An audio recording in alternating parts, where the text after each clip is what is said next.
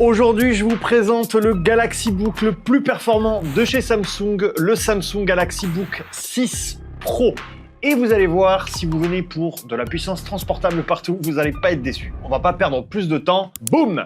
Nouveau design. Pour la petite anecdote, pour des raisons logistiques, celui que j'ai ici, c'est un Galaxy Book 6 Pro, 32 Go de RAM et 1 Tera de stockage SSD, mais en version 14 pouces, et ça, en France, ça n'existe pas. Si vous voulez cette config, ce sera du 16 pouces, donc en vrai, ça change pas grand-chose pour le test, à part la taille de l'écran, bien sûr, donc je vous invite tout simplement à vous rendre en magasin pour mieux vous rendre compte. Juste avant ça, on va quand même parler de ce nouveau design, hein. Je sais que c'est pas forcément le cas de tout le monde, mais perso, je suis assez fan des bords arrondis comme ça. On a le logo Samsung gravé ici, comme d'habitude, sobre, discret, classe. Sous l'appareil, vous voyez des contours biseautés qui rajoutent à la finesse du PC. Il est déjà très fin. Sous le PC, on a cette grille très discrète avec ces minuscules poinçons. Voilà, je sais pas si on les voit bien. En partie pour l'aération, mais aussi pour le son. Les tampons en caoutchouc juste ici pour éviter que le device glisse sur votre table, mais qui permettent également au PC d'être légèrement surélevé. Encore une fois, pour éviter qu'il ne chauffe trop. Ici, donc, la véritable grille d'aération discrète, elle aussi, donc qui vient pas entacher le design global, ça c'est cool. Ce que je peux vous dire également, c'est qu'il est très léger. Alors, encore une fois, hein, celui que j'ai ici, c'est un 14 pouces, donc on est à 1,24 kg, mais même sur la version 16 pouces, on arrive à 1,59 kg, donc vous voyez, c'est pas excessif non plus. On continue notre tour avec les connectiques.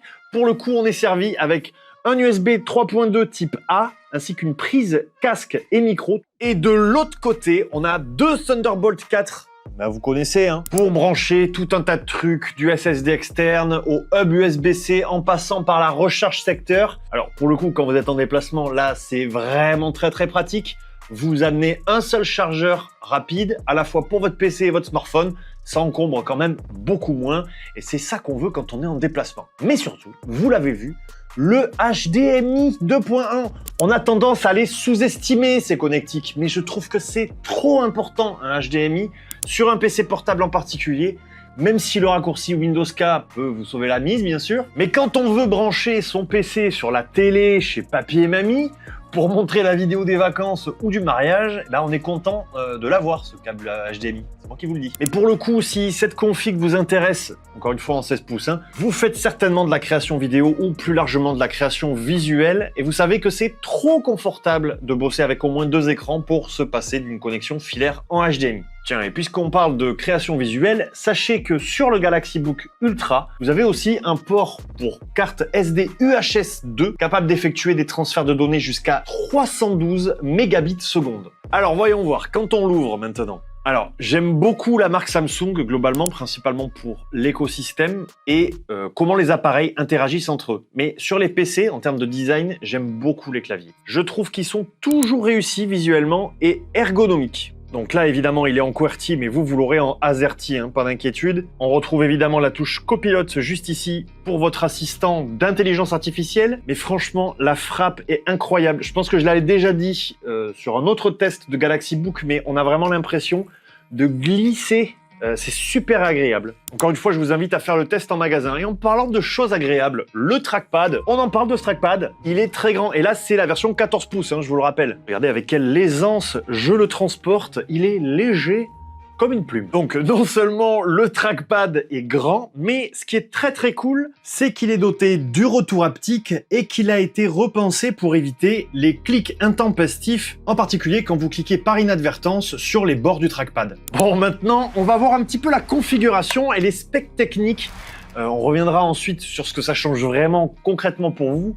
Et si tout cet aspect technique ne vous intéresse pas, vous pouvez cliquer sur le chapitre suivant dans la description de la vidéo. Profitez-en pour vous abonner. Vous avez 3 segments au sein des Galaxy Book 6, les Galaxy Book 6, les Galaxy Book 6 Pro et les Galaxy Book 6 Ultra. chaque fois évidemment avec des configurations de plus en plus balèzes. Je vous laisse évidemment un lien vers le site pour que vous alliez voir toutes les possibilités qui s'offrent à vous. Sachez simplement qu'ils sont équipés de processeurs Intel Core Ultra 5, 7 voire X7, tous incluant un NPU de 50 TOPS, 50 000 milliards d'opérations par seconde, spécialisés dans les fonctionnalités liées à l'IA et de puces Intel Graphics U5 et U7 pour le Book 6 Pro. Pour ma part, celui que j'ai ici, je le disais en intro, mais je le redis pour que vous vous rendiez mieux compte de ce que vous pouvez faire avec ce genre de config, c'est un Galaxy Book 6 Pro doté d'un processeur Intel Core Ultra 7 356H. Les amateurs de nomenclature Intel se régalent avec 32 Go de RAM, 1 Tera de stockage SSD et une puce graphique Intel Graphics. Pour ce qui est de l'écran maintenant, on a une magnifique dalle Dynamic AMOLED 2X jusqu'à 1000 nits, compatible HDR, VRR, avec une résolution de 2880 par 1800 et un verre résistant Gorilla Glass 5 puisqu'ils sont tactiles. Et ils disposent d'un traitement anti-reflet, je sais pas si on se rend bien compte ici, parce que les formats laptop sont logiquement pensés pour être transportés, mais pas forcément toujours dans des endroits à l'abri de la lumière. On l'a vu par exemple ici au studio, on a quand même pas mal de lumière autour de tournage et on est pas beaucoup gêné. Bon, tout ça c'est bien joli, ça fait beaucoup de chiffres, beaucoup de lettres, mais en gros ce que ça signifie concrètement pour vous, c'est avant tout une rapidité et une fluidité d'exécution pour vos tâches du quotidien, même les plus complexes. Donc évidemment la bureautique et la navigation internet, mais ça c'est vraiment la base, on n'en est plus là, on a largement dépassé ce niveau. En tout cas avec ce genre de config, entre le processeur, la RAM, le SSD, la puce graphique, le NPU de 50 TOPS, on va beaucoup plus se parler de multitâches, de fonctionnalités d'IA bien sûr, de gaming, de montage et même de création visuelle poussée pour les configs les plus balèzes encore une fois. Pour ce qui concerne les écrans, on a une image nette, fluide, contrastée, puisqu'il est compatible HDR, des couleurs qui pètent donc et pour une majorité des configurations, un écran tactile résistant. Je sais que certains parmi vous sont encore un petit peu réticents à l'idée d'utiliser un écran tactile sur un PC, parce que oui, je lis les commentaires, mais je peux vous assurer que c'est extrêmement intuitif à utiliser et que quand on a pris l'habitude d'avoir un écran tactile, les écrans qui ne le sont pas deviennent relativement frustrants. Un truc tout bête, quand on a une image sous les yeux sur son PC et qu'on veut zoomer dedans, on a juste à faire ce geste, tout simple. Et ouais. On le fait tous, ce geste, sur notre smartphone, pour aller chercher le détail qui tue dans une image. Bref, maintenant, il est temps de vous montrer ce qu'il est capable de faire dans un montage sur une musique libre de droit. Dans un premier temps, j'ai pu tester évidemment un peu de bureautique avec PowerPoint. Notez au passage que la fonctionnalité d'ancrage de Windows 11 est optimisée pour le tactile, ce qui rend l'utilisation beaucoup plus intuitive. Ensuite, j'ai pu installer des jeux directement sur le PC, l'avantage d'avoir 1 Tera de stockage SSD. Et donc j'ai pu commencer Ion Life 2 sans aucun problème, j'ai pas eu de ralentissement, même si le PC était pas branché sur secteur. Ensuite, je suis allé un peu plus loin, j'ai fait du montage avec Premiere Pro, parce que la configuration le permet, et je suis même allé faire une stabilisation de plan dans After Effects. Petite parenthèse, ici j'ai utilisé une fonctionnalité de l'écosystème Samsung que j'adore qui s'appelle le Quick Share. J'ai simplement enregistré une petite vidéo à stabiliser sur mon smartphone Samsung, hop, un partage avec le Quick Share et je la retrouve super simplement sur mon PC dans les téléchargements. J'ai plus qu'à faire glisser dans After Effects et à stabiliser mon plan. Et alors là, j'ai été assez impressionné de voir la rapidité avec laquelle la stabilisation s'est faite. Donc là, clairement, je pense que si vous êtes créateur de contenu, plus généralement un créatif, vous pouvez tabler sur ce genre de config sans aucun problème. Vous pourrez faire vos montages vidéo les doigts dans le nez. On vient de parler d'une fonctionnalité super pratique de Samsung, mais il y en a plein d'autres. Je vais pas toutes vous les faire aujourd'hui, mais il y en a quelques-unes quand même que je voudrais vous montrer. Déjà, vous avez une gestion des appareils à proximité qui est super simple et très intuitive à utiliser. Et justement, avec le contrôle multiple, par exemple, j'ai pu utiliser mon smartphone comme une sorte d'extension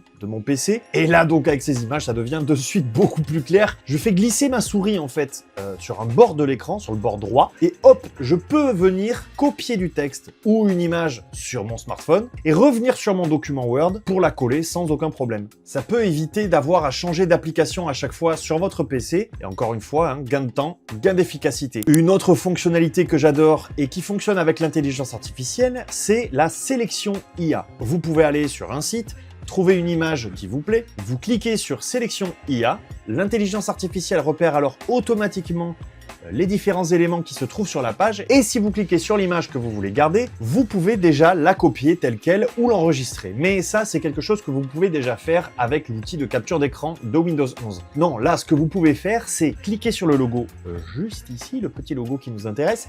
Et ce que ça va faire, c'est que ça va vous permettre d'enlever le fond pour garder un PNG que vous pourrez coller ensuite sur votre présentation PowerPoint pour qu'il s'y intègre beaucoup mieux. Et pour vous montrer qu'il s'agit bien d'un PNG, je vais juste changer la couleur du fond et voilà un superbe PNG. La dernière fonctionnalité qui peut peut-être vous intéresser, c'est le caméra share. Vous pouvez utiliser la caméra de votre smartphone comme caméra dans Teams par exemple, et ce avec quelques effets possibles comme le flou d'arrière-plan ou le filtre pour votre joli visage si vous n'avez pas eu le temps de vous maquiller ce matin ou si, comme moi, vous avez des cernes plus grandes que vous parce que votre fils s'est réveillé à 4 h du matin parce qu'il avait peur du noir. Voici également à quoi ressemble la qualité de la caméra qui se trouve directement sur le PC. Une caméra compatible avec les effets Windows Studio, comme par exemple le contact visuel, le flou d'arrière-plan, standard ou portrait, et le cadrage automatique qui vous suit en fonction de, voilà, si vous voulez vous déplacer à l'écran. Coucou, je suis caché. Les effets Windows Studio vous permettent d'avoir une suppression du bruit de fond. Voilà donc ce que ça donne sans. Donc vous vous rendez compte que ça pique les oreilles. Et donc si j'active le focus vocal Windows Studio, vous vous rendez compte que ma voix est claire. Même s'il y a quelques perturbations, vous comprenez ce que je dis. Même s'il y a des bruits de travaux en fond qui sont particulièrement dérangeants, je vous assure. J'ai pu l'utiliser pendant quelques jours et ce que j'en retiens principalement, c'est évidemment la finesse, la légèreté, l'ergonomie et l'intuitivité d'utilisation. J'ai pu le trimballer plusieurs fois dans mon sac que j'ai juste là. Il prend pas de place, c'est tout léger sur le dos. L'ergonomie avec ce clavier incroyable. Allez, petite session ASMR là. Le trackpad bien sûr avec le retour haptique, le fait de pouvoir le déverrouiller en un instant grâce à son empreinte digitale. Coucou! Mais aussi les performances qui sont assez incroyables, hein. Vous avez pu le voir, on a fait un peu de montage, on a fait du gaming, donc ça c'est quand même plutôt cool. Et surtout en dernier lieu, l'autonomie. C'est vrai qu'on a tendance à se dire que quand on a un PC performant, il y a forcément une contrepartie quelque part qui se paie en autonomie. Et là j'ai trouvé qu'avec l'utilisation que j'en ai eue, on a vraiment une autonomie plus que correcte, puisque j'ai commencé mes tests à quasi 100%, hein, comme d'habitude, et que même après une journée de tests intensifs, avec du multitâche, du montage, du gaming, et accessoirement, je vous rappelle que les captures vidéo, je les ai faites directement sur le PC, hein, donc ça aussi, ça grignote de l'autonomie. Donc tout ça, c'est ce que j'ai tourné ce matin, et là, il me reste 37% d'autonomie, vous voyez, il est 14h52, vous le voyez même s'il y a de la lumière derrière. Et donc vous voyez qu'il me reste 37%, mais on peut aller plus loin hein, parce que j'ai continué à l'utiliser dans l'après-midi et le soir j'ai terminé aux alentours de 21 h et il se trouve qu'il me restait encore un peu moins de 20%, ce qui est énorme hein, comparé à tout ce que je lui ai fait subir dans la journée. Bref, je suis sûr qu'avec une utilisation normale, j'ai au moins 2 jours devant moi, 2 jours de travail tranquille, sans recharge. Et vous savez, hein, on se parle de recharge rapide, donc une demi-heure sur votre pause déj, vous le branchez et vous récupérez déjà la moitié de l'autonomie du PC, donc c'est vraiment énorme. Bref, c'est vraiment une tuerie, on a tout le package pour le créateur de contenu en déplacement. En plus de ça, j'ai la chance personnellement d'avoir un Galaxy S24 Ultra comme téléphone et en fait, c'est ça que j'adore. L'écosystème est vraiment bien pensé.